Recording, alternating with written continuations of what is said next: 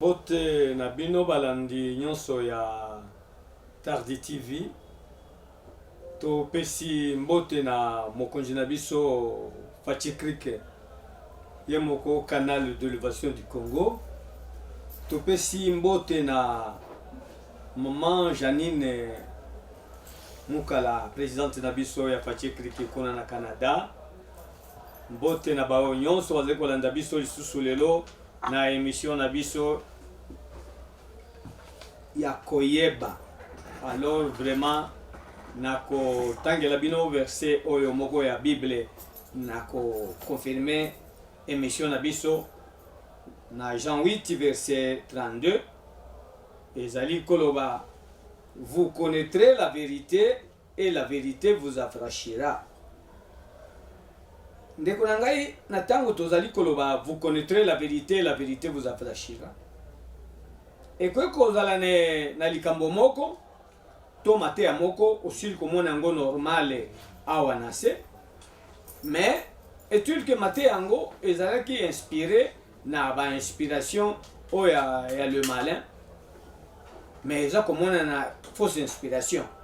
Alors nde ekosenga moto a découvrir oyo Nzambe alingaki toloba mokolo ya lelo que pour l'amour du Congo na biso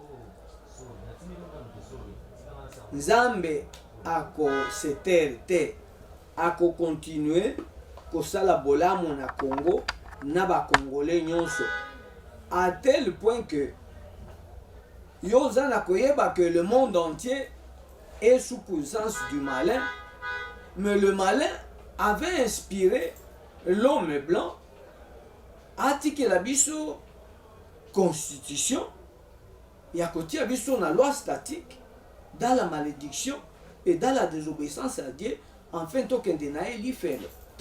Alors ce qui est très excellent, Félix a essayé de dénoncer le malfaiteur et lui monsanto alinga qui place wana nde tobeta sete ya liboso penja que oui, notre pays est déjà dédié à Dieu par très excellent Félix, mais il que inspiration o apesaka il y a un jour à remise et reprise, il y a président sortant na président entrant.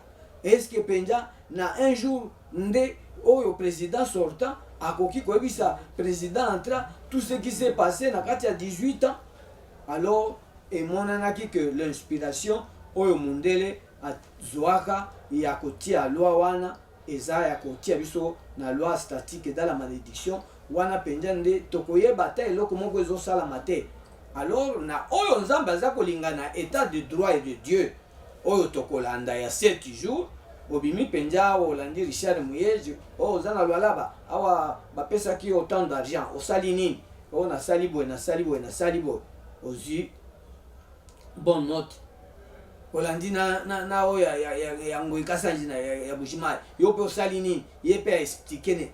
Alors wana nde na transparence emonani ke oyo bandaki awa akosuka awa o pe mususu akoya kobanda boye, mais modèle oyo ya kala wana ya inspiration wana ya un jour ezalaki po banani ba trace ya muibi ebunga eyebana te, ezalaki pe lisusu ko permettre vol na ba gouverneur na ba premier ministre ya tango wana. Alors Nzambe aboyi wana article wana sur toute constitution ya kati ya planète terre awa déjà article wana eza déboulonné ya condition d'étude wana. Alors ce qui peut baza koloba kuna que toza ba tokomi peuple laïque qui n'a participé aucune religion.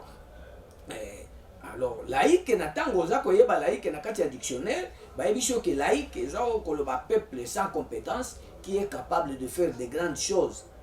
Alors kozala sans compétence capable de grandes choses na ba peuple congolais eza lokola c'est trop fort. Biso nous sommes des hommes avec beaucoup de compétences. Nous ne sommes pas laïcs et nous sommes des peuples chrétiens jusqu'à la mort. Alors, natango toyembaka avec alliance, nous serons chrétiens jusqu'à la mort. Chrétiens jusqu'à la mort.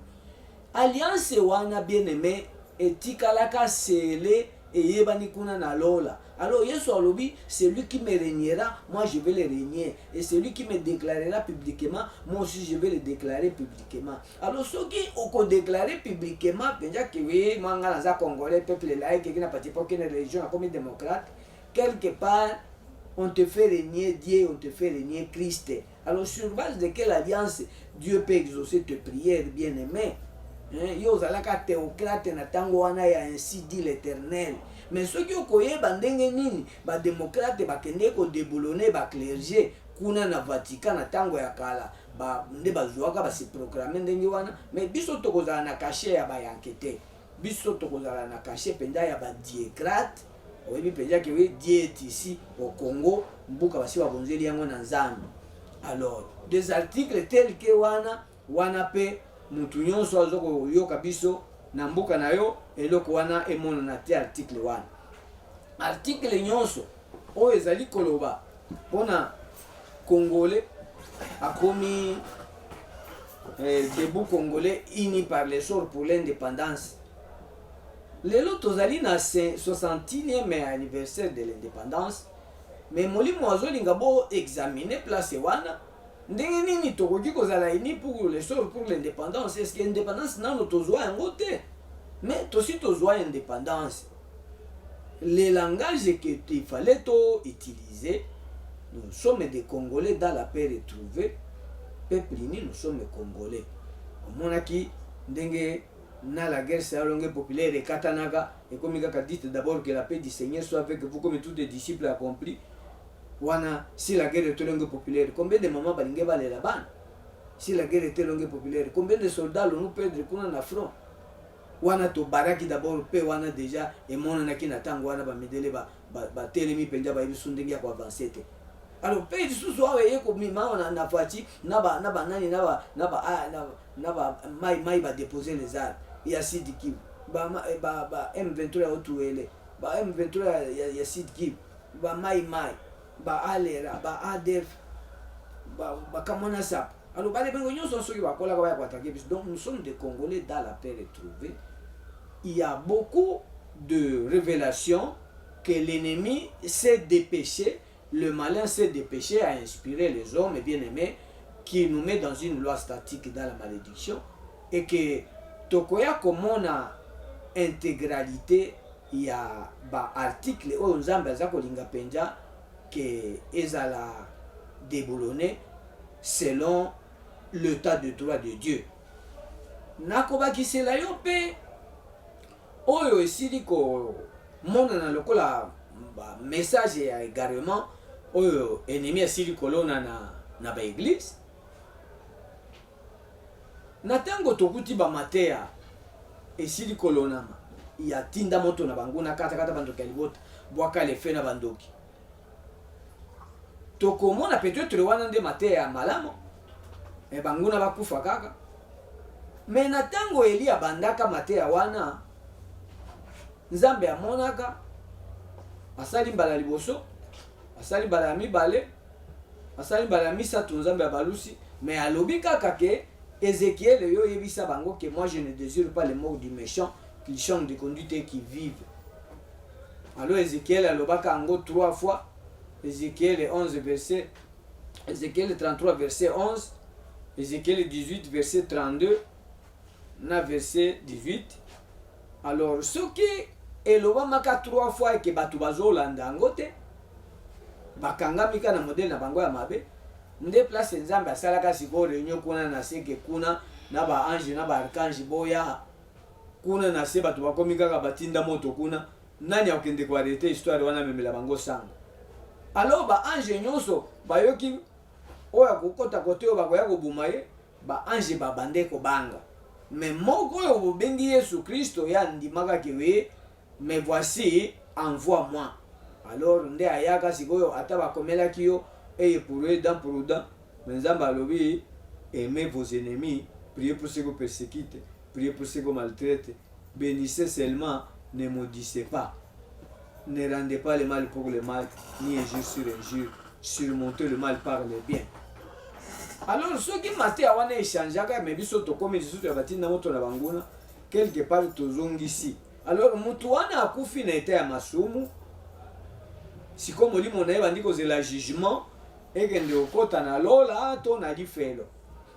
Alors molimo na ye kokota nde na lifelo, donc yo okomi gagneur d'âme ya satana, ozesu gagneur d'âme ya nzambe te. Mais les vrais gagneurs d'âme ya nzambe nde oza ko prier pour vos ennemis, prier pour ceux qui persécutent, pour que bango pe bazwa temps ya koyoka liloba nzambe baya ko se convertir. Alors ndeko na ngai, tala niveau ya ba inspiration oyo le malin asila ko inspirer même na ba église pour na kobungisa ba église. Donc soki Yesu akoyi koya lelo, ba église nyonso oyo za komona na tinda moto na bango na kata bando ke libota bien aimé baza na nzela na lola te. Nzambe wana za vengeance te, alobi wana komi ba mabondeli ya vengeance. Biso nde elonga ezali na makila ma Yesu Kristo. Nous l'avions vaincu à cause du sang de Jésus-Christ et de parole de notre témoignage. Makila ma Yesu Kristo okotanga ngo na Apocalypse ga kona. Na kopesa kutu verset yango na mobimba te po esengeli pe to sala ka ba exercice ya kotanga na Apocalypse kuna. Otangi penja ke oui belelande makila ma Yesu Kristo efunika yo efunika na bozwi na o nyonso. Makambo ya batinda moto wana awa na kanisi na église na yo tokoya ko visiter yango mikoleza koya. Ndeko na ngai awa tozwa ba egarema awa na mboko tozoloba. Bato wakozanga kondima me awe komi kaka o l'église au milieu du village. Musala nzambe asala ka politique était. Musala nzambe l'église au milieu du village. Papa, l'église ne peut jamais être au milieu du village. C'est auprès de l'église qu'on a toujours eu des insultes interlaires. Alors Dieu ne fait rien sans pour autant annoncer ses serviteurs qui sont ses prophètes. Alors ceux qui maté na oya kala wana ekoki ko faire inspirer au que ozali dans les bons ozana kobunga église wana à la lumière de la Bible, à la vérité de l'évangile, toyebi ba Meshach, Shadrach, ba Daniel mulimbuli ya bandoto en même temps gouverneur wana politique était ba Joseph mulimbuli ya bandoto en même temps premier ministre d'Égypte kutumbuka ya bayanke ageko kota ka kuna premier ministre po bagage intellectuel ya zana yango esali ke akota congolité kutukuna ezate. Alors bien aimé toye komona ye moko Salomon, ye moko David. Sikoyo mama kutu mama Deborah ye moko prophétesse en même temps juge d'Israël. Tanga ngona mukanda ba juge kuno kokuta ngo. Alors mwasi oza koyeba loi koleka mibali na koleka bato nyonso ya mwasi sikoyo juge lokola procureur général ya Congo ya mwasi sikoyo nde na tango ba Deborah wa. Alors bien aimé, matea ya kala ebungisa yo te, tikala na koyeba kaka ke awa penja révélation toza kotambola nango to préparer penja batu dans le droit chemin, donc en ordre dans le droit chemin pour na koya Yesu Kristo. Ba matea kala wana wana ezengeli matea penja ya kotele misa. Tomona ba na Nouveau Testament kuna bazali kobenga ngonde don de gouverner. Donc 1 Corinthiens 12 verset 20. 1 Corinthiens 12 verset 28. Alors oui, l'église a premièrement l'apôtre, deuxièmement prophète, troisièmement docteur, ensuite ceux qui ont des dons de guérir les malades, dons de prophétie, dons de miracles, et il y a un don de gouverner. Don wana de gouverner et don de secourir. Eza ba don de gouverner, nde don oyo ezaka na ba Meshach, Shadrach, Abednego po basala. Donc ba tunyonso baza na don ya guérir les malades te, ba tunyonso pe baza na don de gouverner te. Mais bazali ba membre kuna na église corps du Christ oyo koki ko écarter bango te et que pe l'église il faut ya ko pesa message net yo nouvelle église nenge tozo ko bisa bino awa ke Nzambe aza koloba penja ke déboulonner tous les anciens systèmes des conditions sine qua non ya kokota lola.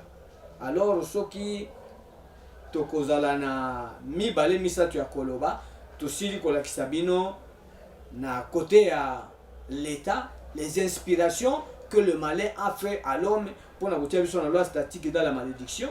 Tolakisi pe yo quelques inspirations na kati ya église tokotanga mingi prochainement na message ya jeudi prochain. Que Dieu bénisse toute l'assemblée na oyo nyonso azali kolanda biso.